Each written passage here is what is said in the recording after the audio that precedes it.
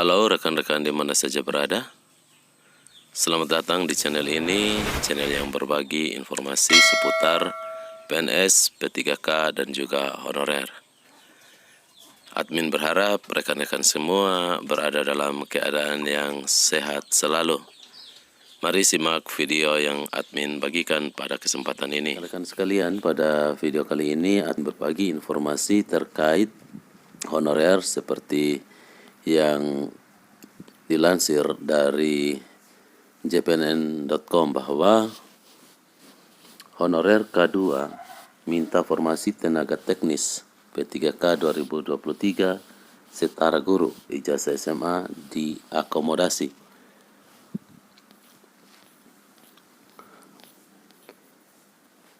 Di sini Ketua Umum Perkumpulan Honorer K2 Indonesia atau PHK2I Sahiruddin Anto meminta Menteri Pendayagunaan Aparatur Negara dan Reformasi Birokrasi atau Menpan RB Abdullah Azwar Anas bersikap adil dalam penetapan formasi P3K 2023. Jangan sampai formasi P3K 2023 hanya didominasi guru, penyuluh, dan tenaga kesehatan atau nakes.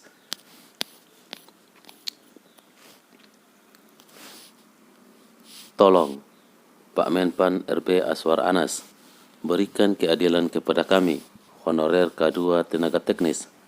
Selama ini pemerintah sudah salim kepada tenaga teknis, kata Udin, sapaan akrab Sahiruddin, kepada jpnn.com Selasa 21 Maret 2023. Dia mengungkapkan sejak rekrutmen P3K 2021, kuota guru sangat banyak diusulkan, kemudian disusul nakes dan penyuluh.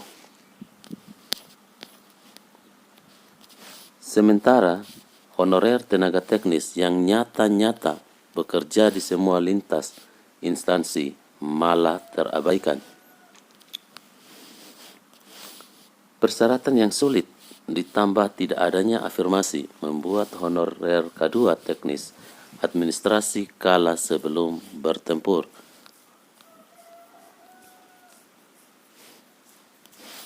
Baru persyaratan pendidikan saja sudah banyak yang tumbang karena hanya mengantongi ijazah SD, SMP, dan SMA terangnya. Jika memang pemerintah enggan mengakomodasi lulusan SD dan SMP, Udin meminta keringanan untuk pendidikan SMA. Walaupun berijazah SMA, lanjut Udin, kemampuan honorer K2 teknis administrasi dan teknis lainnya melebihi PNS. Pengalaman bekerja belasan tahun membuat honorer K2 punya keahlian di bidangnya. Oleh karena itu, Udin mengimbau pemerintah jangan mengabaikan pengalaman kerja honorer K2. Udin ikut mengkritisi surat Menpan RB Azwar Anas soal pengadaan ASN 2023. Kemenpan RB membuka usulan formasi CPNS dan P3K 2023 lewat e-formasi pada 20 Maret hingga 30 April. Bagi guru honorer, nakes, dan penyuluh sangat berbangga hati karena fokus rekrutmen ASN 2023 hanya pada 3 formasi tersebut. Sebaliknya, ujar Udin, honorer tenaga teknis sangat tersiksa batinnya karena tidak mempunyai kementerian yang mengikat untuk dijadikan dasar dalam menata tingkat kebutuhan. Menpan RB menyampaikan kebutuhan semua diserahkan kepada Pemda untuk mengusulkan.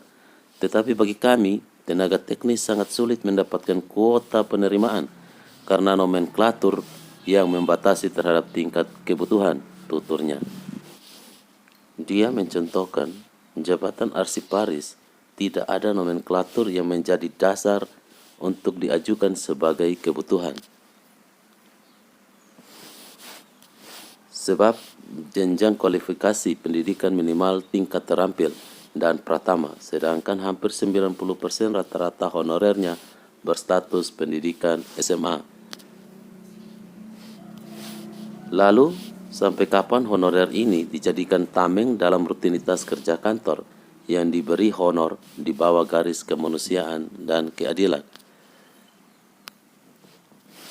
Pak Menpan RB yang terhormat, kami percaya niat Bapak untuk menuntaskan honorer sudah terskema, tetapi hanya guru, kesehatan, dan penyuluh yang signifikan kuotanya.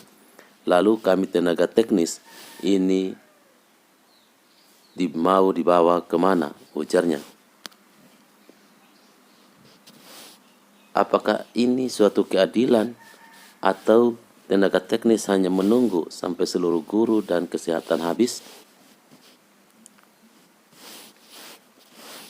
Udin mengingatkan Aswar Anas bahwa sampai kapanpun guru dan tenaga kesehatan tidak akan pernah cukup karena sangat banyak jabatan struktural ditempati guru dan nakes yang hijrah.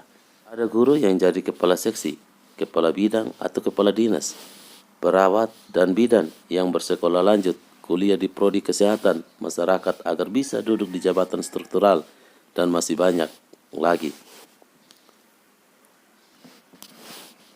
Pak Menteri yang terhormat, tahun ini pada penerimaan ASN tenaga teknis harus mendapatkan porsi sama seperti guru dan nakes dengan memerhatikan kualifikasi pendidikan SMA dalam jabatan pemula yang menjadi prioritasnya. Kami yakin pemerintah hadir untuk rakyat karena pemerintah bekerja untuk rakyat, pungkas Sairudin Anto. Jadi itulah informasi yang dapat admin bagikan untuk rekan-rekan sekalian. Semoga bermanfaat. Terima kasih.